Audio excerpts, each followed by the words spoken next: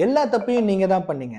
S, எல்லா தப்பையும் நீங்க தான் பண்ணீங்கன்ற மாரி நம்மளே நமக்குள்ள கேட்டுக்கக்கூடிய விஷயம் தான் அண்டர் ரேட்டட் கார்ஸ்ங்க. அண்டர் ரேட்டட் கார்ஸ்ல இன்னைக்கு நாம பார்க்கக்கூடிய கம்பெனி என்னன்னு பார்த்தீங்கன்னா டக்ஷன். சில பேருக்கு தெரியும், பல பேருக்கு தெரியும். சில பேருக்கு டக்ஷன்னாலே என்னன்னே தெரியாது. டக்ஷன் பார்த்தீங்க அப்படின்னீங்கன்னா ஒரு ஜாப்பனீஸ் கம்பெனி நிசானோட டை அப் பண்ணி ஒரு அஃபோர்டபுள் பிரைஸ்ல லான்ச் பண்ண கார்ஸ் லிஸ்ட்ல இருக்கக்கூடிய கம்பெனி தான் டக்ஷன்ஸ். டக்ஷனோட ஒரு சின்ன ஷார்ட்டான ஹிஸ்ட்ரி பார்ப்போம். டக்ஷன் எப்போ தொடங்கப்பட்டதுன்னு பார்த்தீங்க அப்படின்னீங்கன்னா 1931ல ஸ்டார்ட் பண்ணி 1986 வரைக்கும் ரன் பண்ணியிருக்காங்க. இந்தியாவில் எப்போ லான்ச் பண்ணாங்க அப்படின்னு பார்த்தீங்க அப்படின்னீங்கன்னா 2014ல நிசானோட டைப் பண்ணி லான்ச் பண்ண ஒரு கம்பெனி தான் டக்ஷன். அதே மாதிரி 2022ல டிஸ்கன்டினியூ பண்ணிட்டாங்க.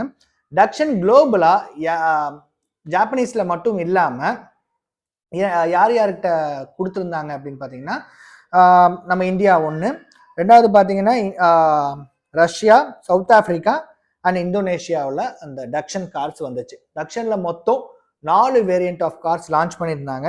டக்ஷன் redi GO, Datsun GO, Datsun GO plus and Datsun Cross. இந்த டக்ஷன் கிராஸ்ன்ற காரை நம்ம பார்த்துருக்க வாய்ப்பே இல்லைங்க. அது ஒரு நல்லா தான் இருந்துச்சு அந்த கார். நானுமே சர்ச் பண்ணும்போது தான் பார்த்தேன். இதை பற்றி பேசுகிறோன்ற போது நம்ம சர்ச் பண்ணும்போது தான் பார்த்தேன். அந்த கார் ரொம்பவே சூப்பராக ஸ்டைலிஷாக இருந்துச்சு. அதோட ஃபோட்டோஸை நான் உங்களுக்கு சைடில் காட்டுறேன், நீங்களே பாருங்க. அதே மாதிரி இன்னைக்கு இதை பற்றி பேசுறதுக்கான ஏன் அப்படின்ற ஒரு சான்ஸ் ஏற்படுத்தணும் பார்த்தீங்க அப்படின்னீங்கன்னா, எனக்கு ஒரு கஸ்டமர் கால் பண்ணியிருந்தாங்க. ஒரு 2லேருந்து 2.5 லட்ச ரூபா பட்ஜெட்டில் ஒரு நல்ல கார் காட்டுங்க அப்படின்னு சொல்லி கேட்டிருந்தாங்க.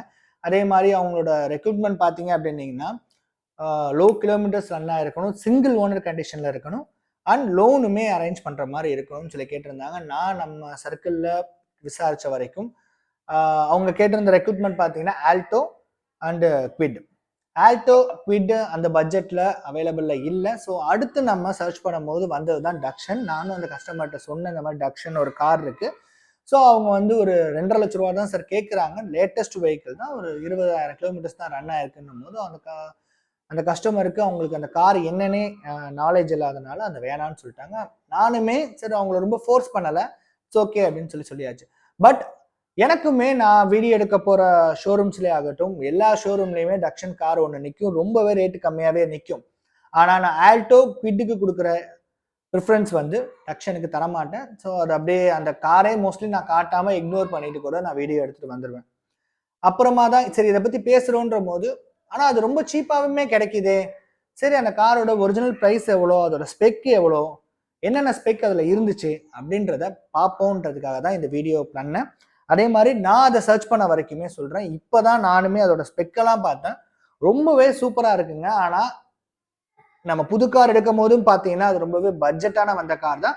யூஸ்டு கார் மார்க்கெட்டில் ரீசேல் வேல்யூ இல்லாதனால அது ரொம்பவே சீப்பாகவே அந்த கார் கிடைக்கிது.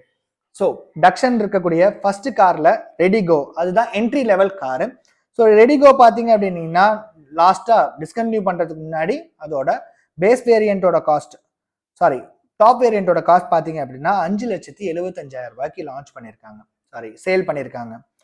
அதில் இன்ஜின் ஸ்பெக் பார்த்தீங்கன்னா 2 இன்ஜின் ஆப்ஷனில் இருக்குது. அதாவது ஆட்டோமேட்டிக் டிரான்ஸ்மிஷன் எடுத்தீங்கன்னா 1 லிட்டரும், மேனுவல் டிரான்ஸ்மிஷன் எடுத்தீங்க அப்படின்னீங்கன்னா 800 சிசிலையும் வரக்கூடிய இன்ஜின். பவர் பார்த்தீங்க அப்படின்னீங்கன்னா 800 சிசிக்கு 54 பிஹெச் பவரும், ஆட்டோமேட்டிக் 1 லிட்டர் பார்த்தீங்க அப்படின்னா 68 பிஹெச் பவரும் லான்ச் கொடுத்துச்சு. டார்க் பார்த்தீங்க அப்படின்னீங்கன்னா 72, இந்த சைடு பார்த்தீங்க அப்படின்னா 92 என்எம் ஆஃப் டார்க் ப்ரொடியூஸ் பண்ண கார் தான்.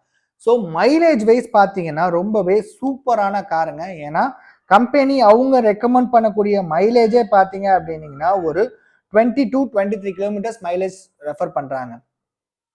அதில் இருக்கக்கூடிய டேங்க் கெப்பாசிட்டி பார்த்தீங்க அப்படின்னீங்கன்னா, நான் சொல்கிறது ரெடிகோக்கு டேங்க் கெப்பாசிட்டி, ஃபியூல் கெப்பாசிட்டி பார்த்தீங்கன்னா 22 லிட்டர்ஸ் ஃபியூல் கெப்பாசிட்டி கொடுத்துருக்காங்க. மைலேஜ் ரொம்பவே தரனால ஃபியூலுமே கொஞ்சம் 22 லிட்டர்ஸ்ன்றது நல்ல ஃபியூல் கெப்பாசிட்டியில் உள்ள கார் தான்.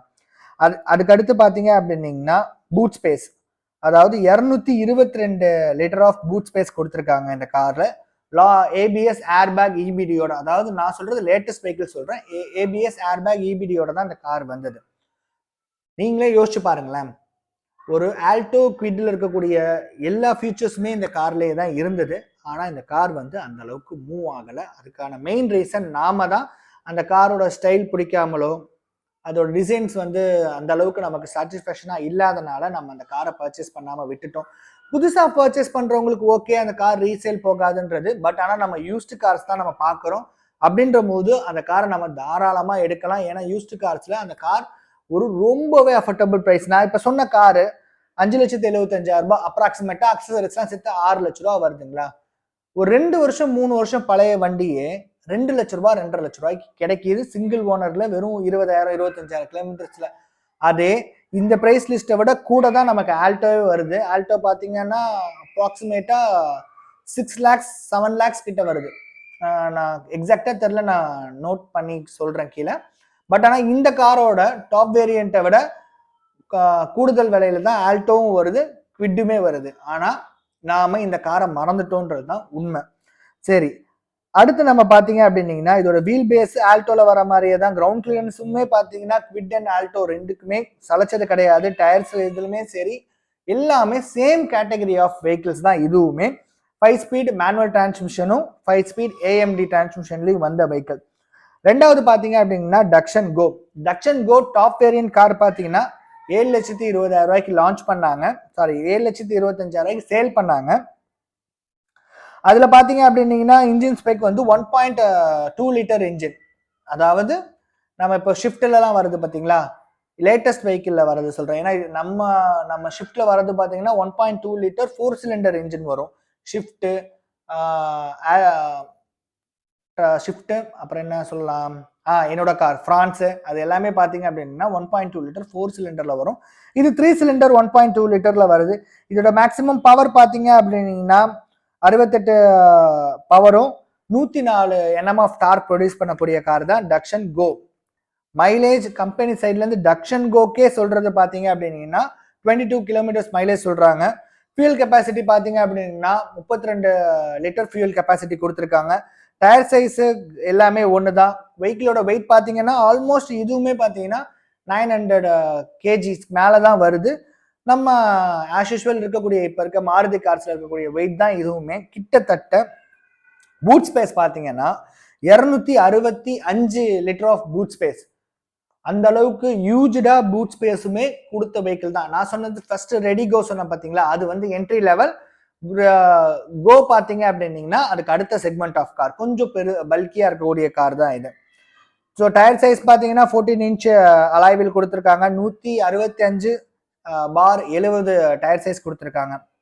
இதுல எல்லாமே ரொம்பவே அஃபோர்டபுளான கொடுத்த விலை தான். அதே மாதிரி பார்த்தீங்கன்னா கோ பிளஸ் ஃபர்ஸ்ட் ஒரு 8 lakhsக்குள்ள, நான் சொல்றது டாப் வேரியன்ட் சொல்றேன், ஒரு 7 பாயிண்ட் சம்திங் தான் அதோட பிரைஸ்.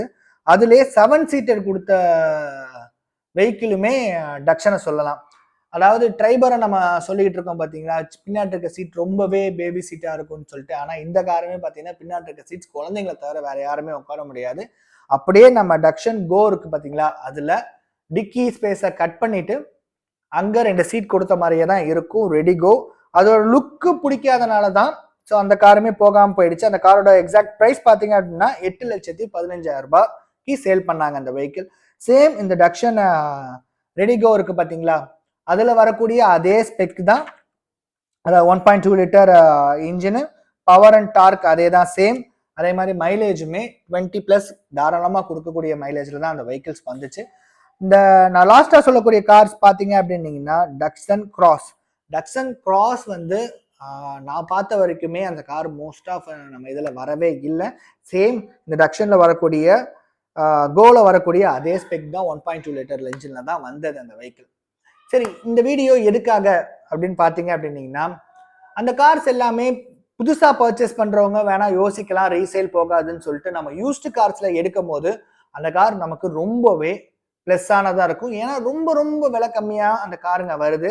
ஸோ நீங்கள் யூஸ்டு கார்ஸில் எடுக்கிறீங்கன்னா தாராளமாக டக்ஷன் எடுங்க. ஏன்னா நீங்கள் ஒரு கார் பர்ச்சேஸ் பண்ணுறீங்க, அதை ரீசேல் கொண்டு போகிறீங்கன்னு வச்சுக்கோங்களேன். இப்போ ஆல்டோலாம் நல்ல ரீசேலில் இருக்குது. குவிட்டுமே ஆல்மோஸ்ட் அந்த ரீசேல் கேட்டகரிக்குள்ளே வந்துருச்சு.